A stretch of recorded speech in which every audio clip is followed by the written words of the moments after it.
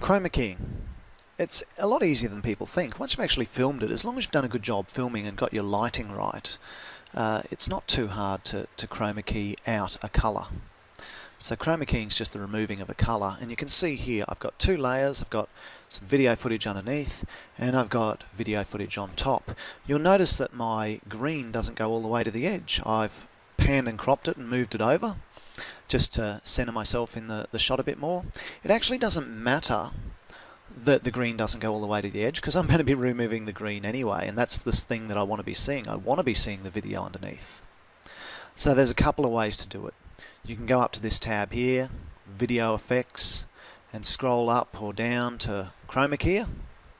Okay, and you can choose green screen and drag that down, or you could right click on the actual footage itself, choose Video Event Effects, and go down to Sony Chroma Key, somewhere here.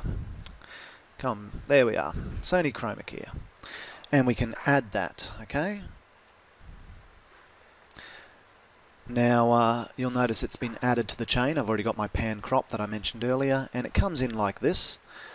Well, I need to choose the correct colour, so I'm going to be choosing green. There's a colour picker here, that makes it nice and easy. This is the way I like to do it. Okay, it's getting that green, but it's also getting a bit of me.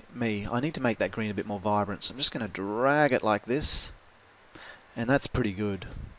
Now, I can still see a bit through myself, and I can still see a bit of shadow around the edges, so I need to adjust the threshold. I'm going to drag the threshold up till I find that sweet spot where it looks pretty good.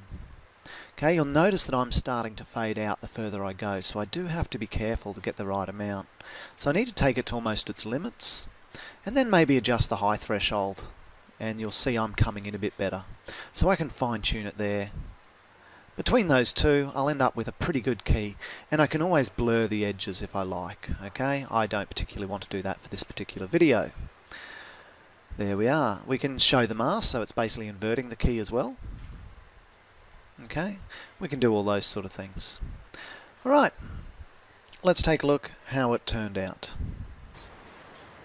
And that is how we chroma key using Movie Studio Platinum. Oh! Nice. Alright, just a bit of fun there.